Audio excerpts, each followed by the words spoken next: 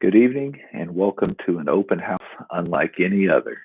I know this is very different than what we were doing just a year ago when we were all sitting in the gym and I was talking to us all about our new mission statement and our work together as we were getting ready for a great year. Now, what we weren't aware of is just how interesting of a year we were getting ready to embark upon, just a year ago. As we sat in the gym, I talked to you guys about our mission statement of bettering ourselves, bettering our community, and bettering our world. And I also discussed the fact that the world outside of school was changing and how there was new sets of skills that our students were going to need to be successful, that they were going to be able to have to be creative and critically think, and they were going to have to be able to be adaptable and flexible and be ready to think on their feet and maybe not know exactly what was coming at them, but be ready to take these challenges on and do things they had never been done before because the world moves fast. So little did I know just how right I would be. And that we did face some challenges last March that have changed a lot of the ways that we did school and a lot of the things that our students were used to and a lot of the things that we were used to. But here's what I also know. I know that we're going to come out of this stronger, better, and our students are going to have new skills and our teachers are going to have new skills and we're going to have new skills that we wouldn't have had otherwise. So I have no doubt that while this has been a challenge, we are going to continue to come out of this stronger and better.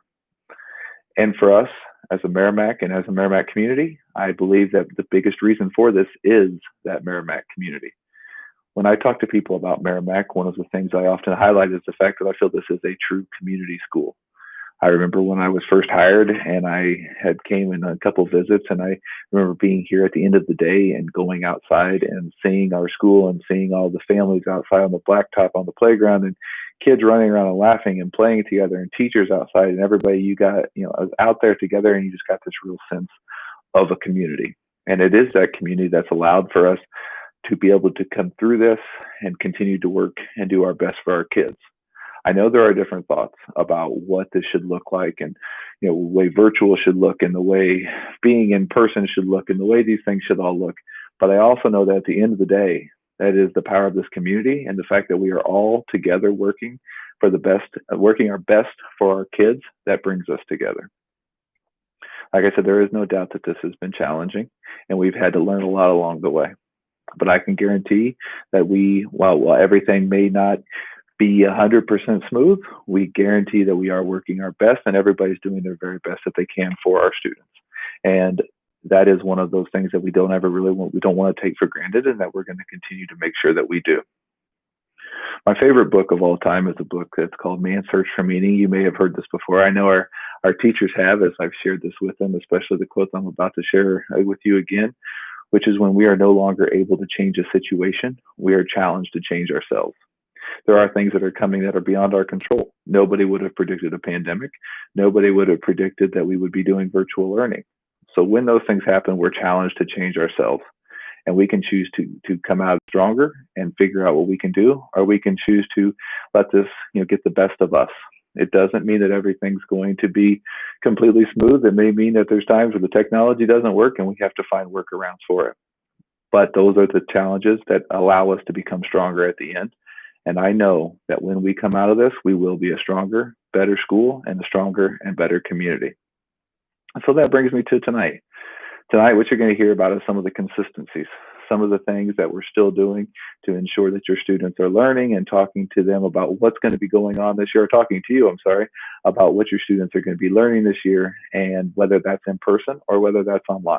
And so tonight is about those consistencies. So you're going to be hearing from your teachers. There's prepared videos where the teachers lead you through what to expect through the rest of the school year, and that will happen whether it's virtual or whether it's in person. I know there are a lot of questions about what in person may look like versus what virtual may look like. What are some of those pieces? And I will say those answers and those times to be able to ask those questions are coming. And we will get to that point as we get closer for that to make that a possibility.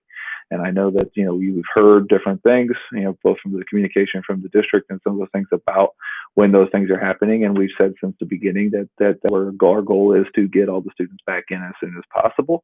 And I think as we continue to prepare for that, you will have the opportunity to hear more and ask all of the questions, and hopefully we'll be able to have the time to answer everything we possibly can. So those things are coming. It is not going to be a part of the conversation tonight. Tonight is about those consistencies and about the curriculum and about the pieces of what you can expect from your teachers. So I look forward to. I hope you guys enjoy all the videos. It should be. It's a lot of information. There's a lot of great things our teachers have worked very hard preparing. And again, I just want to say thank you to you guys because it has been a challenge. It's been a challenge for you as families. It's been a challenge for us as the staff, and we've been able to kind of make it work to the best of our abilities because we've got the support of our families and the support of our community. So I want to say thank you to you for for going through this experience with us, through continual support. And the number of emails I've gotten to just say what a great job our teachers have been doing and just how much they appreciate all the hard work, and they can see it and how much they appreciate it. I can't tell you how much those really do truly mean to us. And we all can't wait to be able to get back to normal school and be able to see all of our kids again.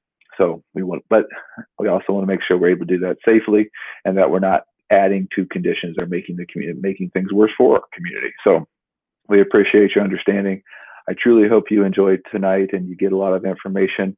There will be an opportunity at the end for you to ask questions. I do, like I said, I would ask that those questions relate to the curriculum and to the things that are discussed tonight.